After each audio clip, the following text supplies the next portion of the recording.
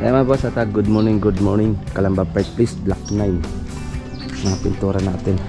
Rain or shine. Ayan, ang nabili ni client. Okay na? Ha? Ito, baba na rin naman ito. Ayan, nalagyan na natin ng mga pangalan. Bawat pintura. Dahil iba yung dalawang room. And then iba yung itong salas tsaka itong kitchen. Ayan, pinubumbahan yung ating multicab dahil magpapunta sa ngayon sa Tanawan Park Place. May materialis na pipick upin.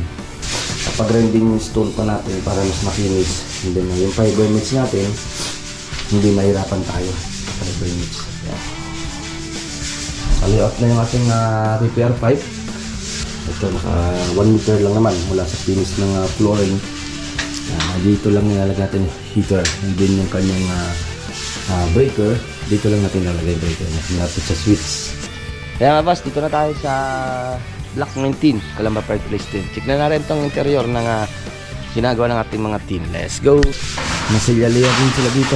Yan. At pinahasa na natin yung CR. Ito, waterproofing na rin naman ito. Naka-6 na patong, waterproofing. Meron tayong screen na ginamit, fiber mix. Yan. Yan, screen na yan. Sa taas na rin naman yan. May screen tayo. Unang-una, screen, 3 patong ng flexiban. Then pangalawa, at minasilyan ng 2 patong ng construct. Tigas no? Tigas no? Then, pagkatapos ng construct, pinatayo lang ng isang araw. Pahit ng flexiban ulit.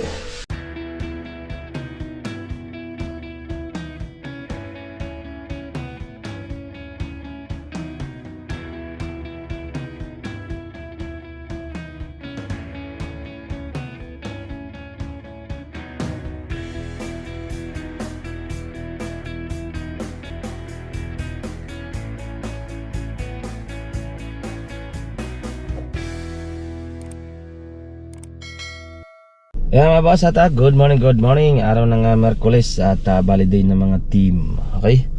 At dito tayo ngayon sa Calamba Park Place ng Block 9. Check na natin tong Calamba Park Place ng Block 9 and then ng Block 19 Calamba Park Place din. Check na rin natin yung 2 unit. At bumili na rin ako ng pintura at para dito sa Block 9.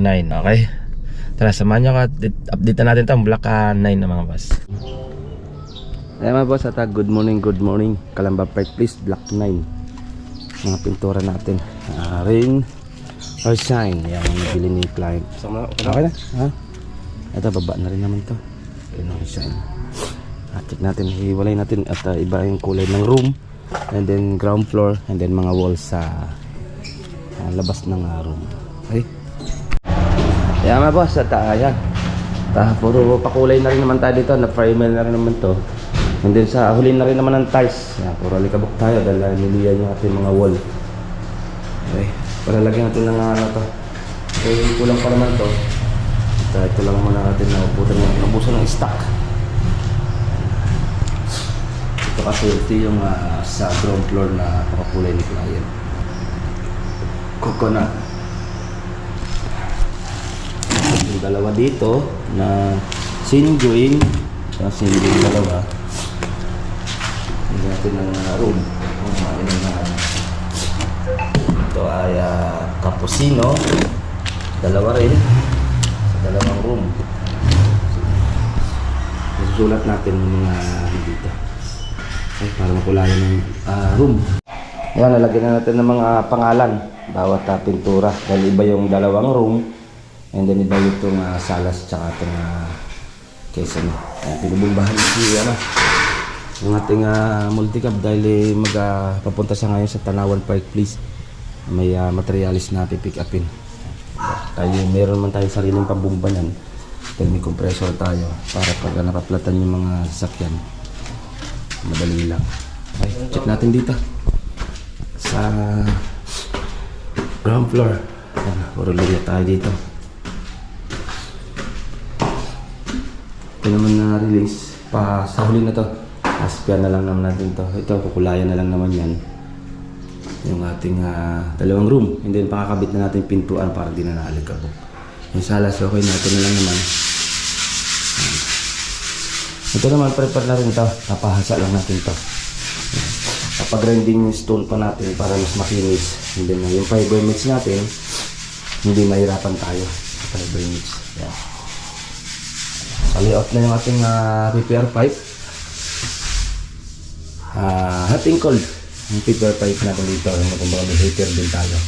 Yan, heater tayo dyan. Okay. Ito, naka 1 meter lang naman mula sa finish ng flooring. Yan, dito lang nilalagay natin yung heater. And then yung kanyang breaker. Dito lang natin nilalagay yung breaker niya. Malapit sa switch. May lavatory tayo. Ibabaguhin natin yung dating layout na plumbing na 2x yung dos na tubo dahil may butas, tapos pinutol pa yung elbow. Bagong linya na yan mga boss. PPR pipe na yan. Wala yung blue niyan. Ito yung blue. Pinalitan na namin. Kung napanood nyo yung vlog namin, yung pag-start namin dito, pagbukas ng tubig, nag-leak. Then walang nagamit sa CR pero nag-leak. Sa mga karamihan dugsungan yan sa Nailfix. Papayaran na lang naman ito ng adhesive para kapitan ng ating cemento. Okay, yan natin yung kuting pasilip. Block 9 ng Calamba Pipe. Puntahan naman natin mga boss, yung block 19 naman. Dito pa rin sa Calamba Pipe Place, binayari project natin. Tignan natin yung interior din doon. Alos na gawin na rin. At puro masilahan na rin yung ginagawa ng mga team doon. Tignan natin mga boss. Kaya mga boss, dito na tayo sa Block 19, Calamba Park Place din. Check na rin itong interior ng ginagawa ng ating mga team. Let's go! Yan na. At Block 19, Calamba Park Place. At puro masilyaliya din sila dito. Yan. At pinahasa na natin yung sa CR. Tanggal yung tayo na. Tanggal yung ito, maganda dito yung niya. Hindi siya hollow blocks. Buhos. Buhos siya.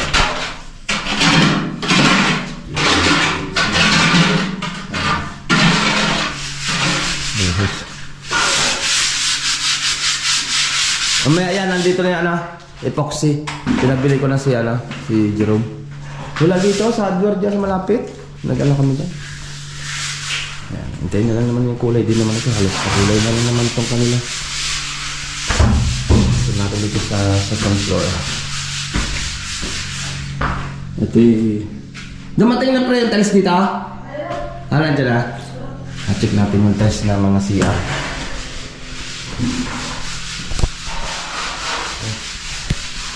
Ayan. Ito, waterproofing na rin naman to. Naka-6 na patong, waterproofing. Meron tayong screen na ginamit, fiber mix. Yan, screen na yan. Sa taas na rin naman yan. May screen tayo. Unang-una, screen, 3 patong ng flexivan. Then pangalawa, at minasilyan ng 2 patong ng construct. Tigas no? Then pagkatapos ng construct, pinatayo lang ng isang araw. Pahid ng flexible ulit. Okay? Stuck yung tubig na. Ito, pinasinsil na rin naman ito, pinahidan na rin naman. Ito mga room, naka-prepare na para sa final na kulay. Naka-primer na rin. Naka-prepare na yan. Puro ulit abok tayo, puti-puti na. Ay, ito yung master bedroom niya mga boss. Ayan, ang ating puti pasilip Calamba Park Place, Block 19 naman ito mga boss. Yan mga boss, yan ang ating puti pasilip dito sa ating project ng Calamba Park Place, Block 9 and Block 19. Palilayout ko na yung tiles para dito sa CR. Ayan, palilayout na natin yung tiles sa CR. Patiles na natin, bababa natin yung laser para ma-tiles na ng team. Yan, total, nandyan na rin naman yung tiles, dumating na. Okay, hanggang dito lang mga boss. At by bukas, Tanaman Park Place, Lemabrosa Phase 3, yan natin nga sisilipin bukas. Ingat-ingat tayo, bye-bye. Ito pong J. Uragon Vlog, napakaganda po ng channel na ito, no? Tungkol po ito sa construction. Actual construction po ang channel na ito, no? Pag pinanood nyo po ito, panalo po kayo sa channel na ito. Napakaganda po ng mga video niya. Lalo na pong magaganda, no, yung mga iba't ibang design niya. Kakaiba po yung mga iba't ibang design niya sa mga kisame. Subukan nyo pong panoorin J. Uragon Vlog na ito. Matutuwa po kayo pag pinanood nyo po yung mga video niya. Maraming salamat po.